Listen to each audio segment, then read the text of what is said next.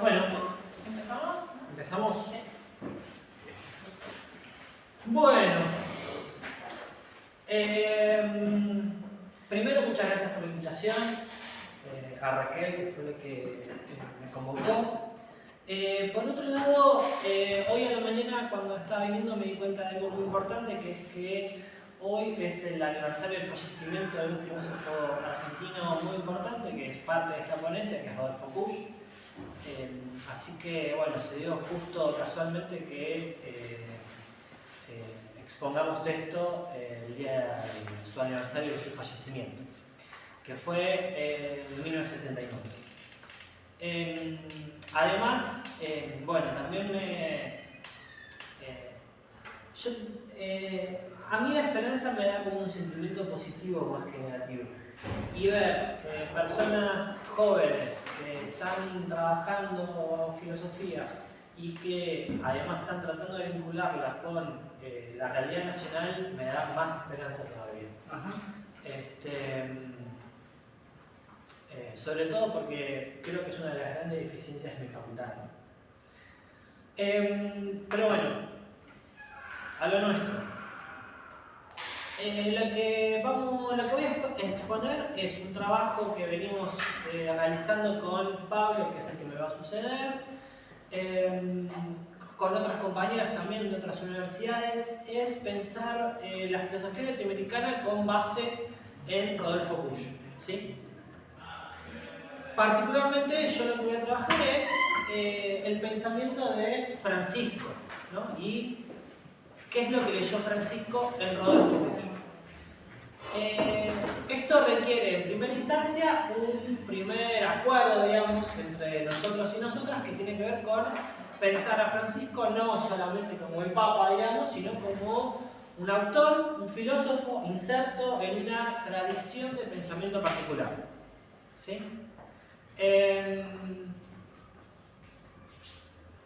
Eso como primer punto. Como segundo punto, requiere pensar que, o mejor dicho, la ponencia está al servicio de pensar que justamente hay una filosofía argentina y que esa filosofía argentina tiene una tradición de pensamiento particular y que efectivamente tiene alcances universales, ¿no? Que es una, por lo general, de las principales críticas que se le hace a la filosofía argentina, que no existe porque no tiene un alcance universal. No, estoy tratando de comunicar con tu amigo. Pero mandale mensaje. Si te por pasa favor. el teléfono. Por favor, continúe con Ok. la ponencia. Perdón.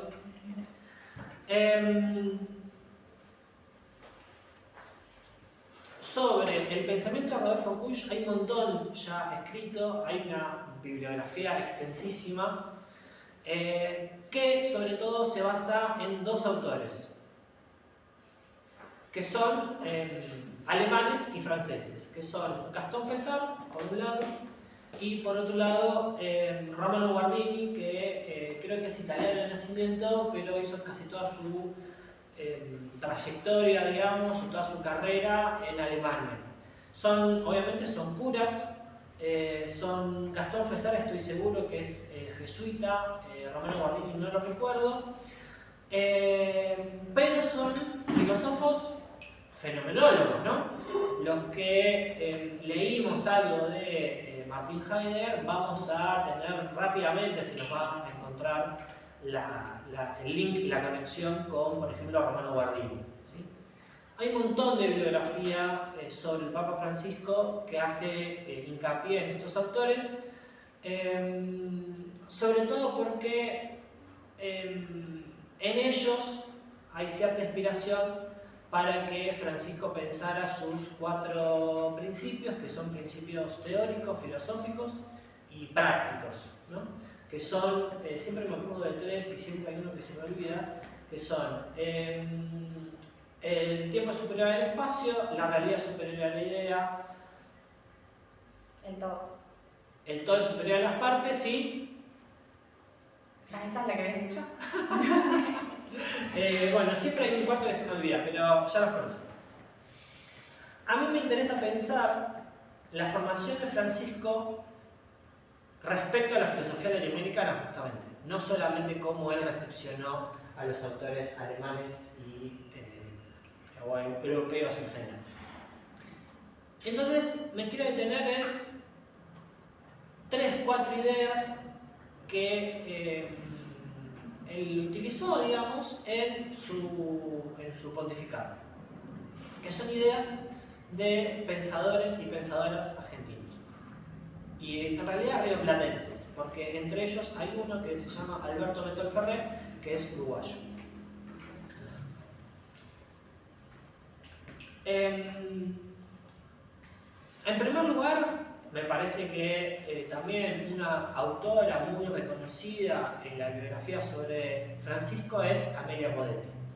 Amelia Podetti era una filósofa argentina de la misma generación que Rodolfo Kusch. Nace más o menos en el mismo año y muere, creo, también en el mismo año.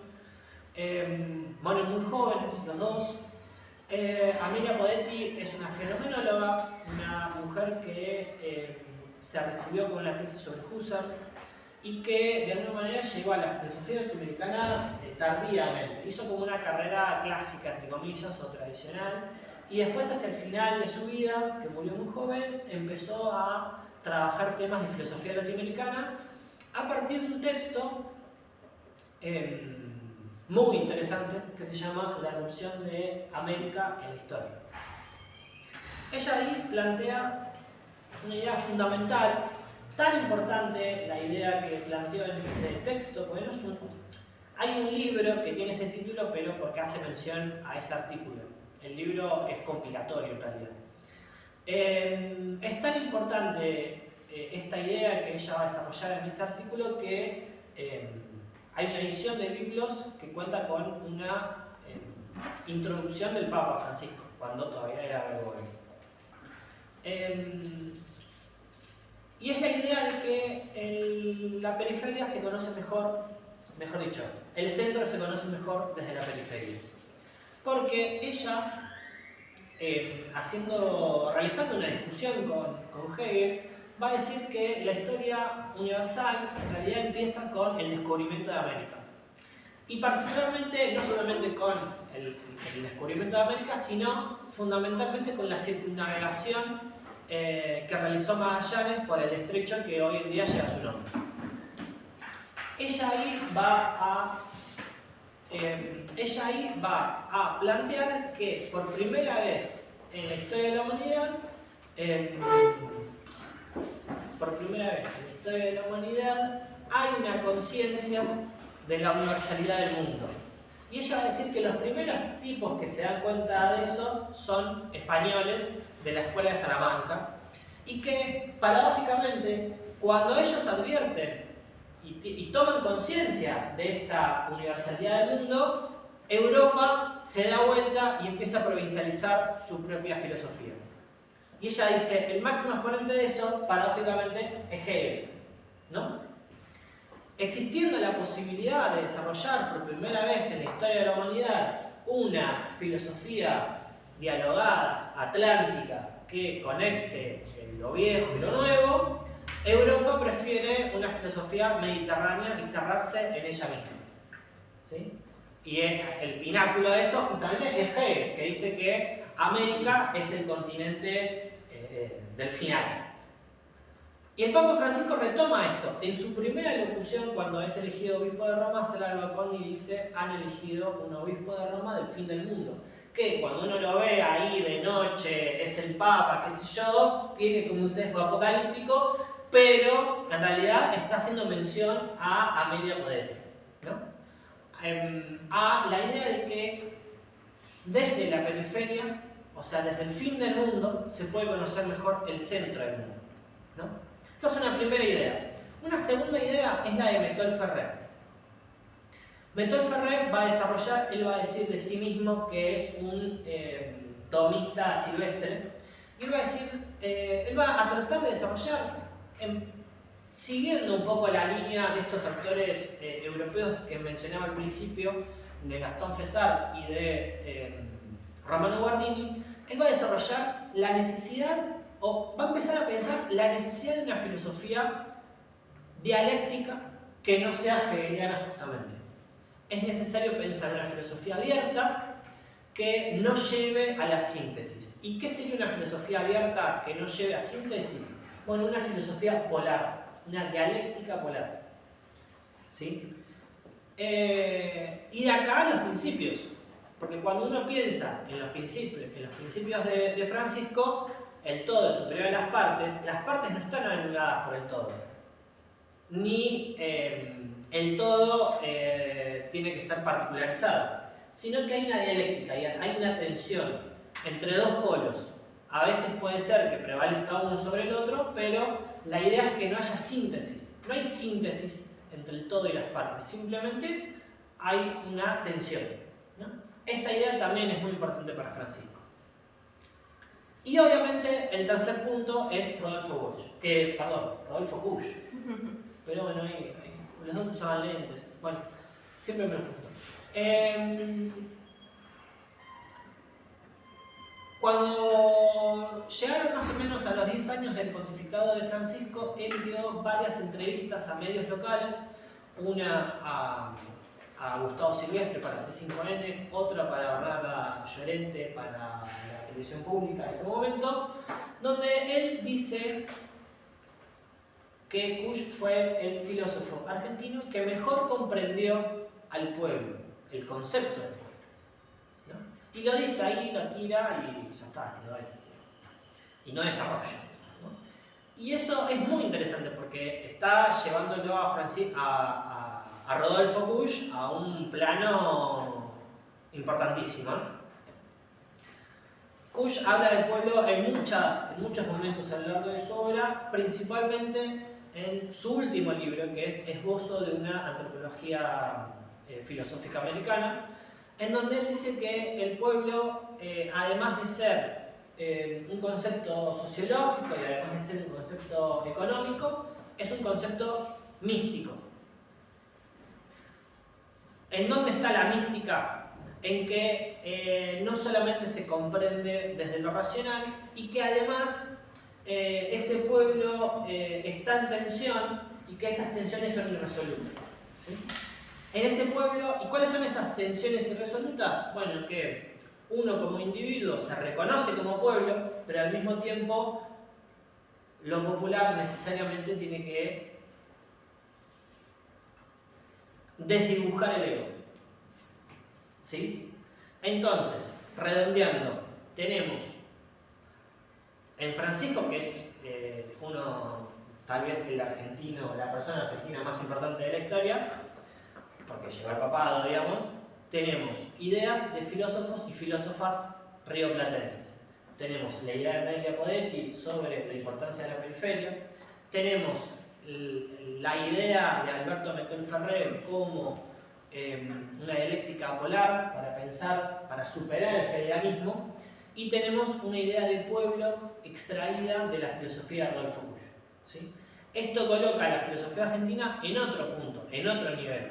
¿Por qué? Porque por un lado, primero, hay una tradición de pensamiento, ¿sí?, que a veces desde los centros académicos se ignora o se invisibiliza, pero además tenemos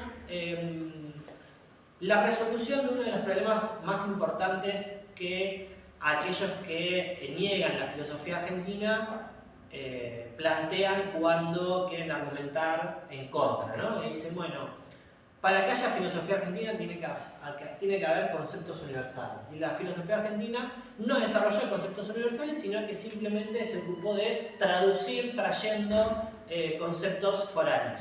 Bueno, acá tenemos la posibilidad de pensar conceptos universales elaborados por filósofos y filósofas argentinas y argentinos. Así que bueno, con eso les agradezco la invitación.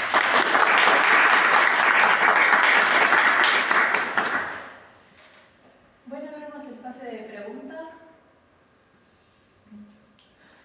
Es una pregunta que de nuevo voy a tratar de ensayarla porque realmente tampoco leí al autor, pero me llamó la atención cómo se compatibilizan estas ideas de Kusch de que el pueblo es un concepto místico. O sea, la pregunta es cómo se compatibiliza esta idea de Kush, de que el pueblo es un concepto místico, con el segundo principio de Francisco de que la realidad es mayor que las ideas, o supera las ideas, porque parecería que la mística está más del lado de la idea que de la realidad. O la pregunta sería, ¿a qué idea de mística suscribe Kush cuando habla de que el pueblo es un concepto místico? Porque una mística de la interioridad, por ejemplo, plotiniana, es una mística que huye del mundo. Nunca hay que olvidar que Francisco, además de ser cura, era jesuita. Los jesuitas dentro de la iglesia son una orden bastante particular, una orden creada como contrarreformista, ¿no? Contrarreformista en el sentido de la reforma luterana, quiero decir, ¿no? Obviamente. Y que es una orden religiosa que por primera vez, creo, o es una de las más importantes por lo menos, hace mucho hincapié en las cuestiones de la corporalidad, en las cuestiones de la praxis y en las cuestiones de lo práctico, digamos, para decirlo así en términos generales.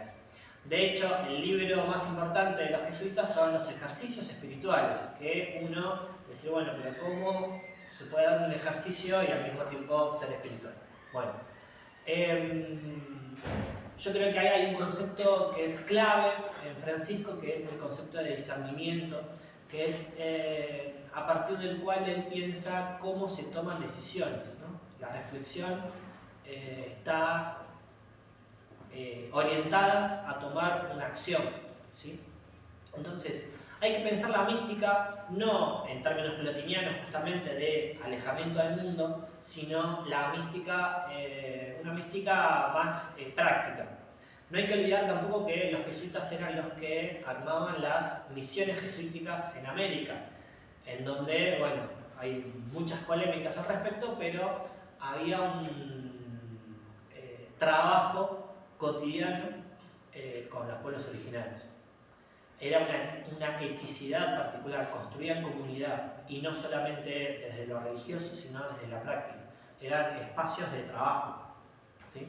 Hay, desde el campo de la izquierda, hay pensadores que reivindican las misiones jesuíticas como comunismo primitivo, y obviamente hay pensadores en las antípodas que consideran que era trabajo esclavizado, ¿no? Pero todos coinciden en que había eso, había un trabajo, ¿no?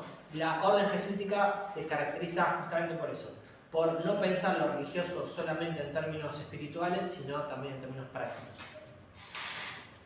Gracias. No sé si capaz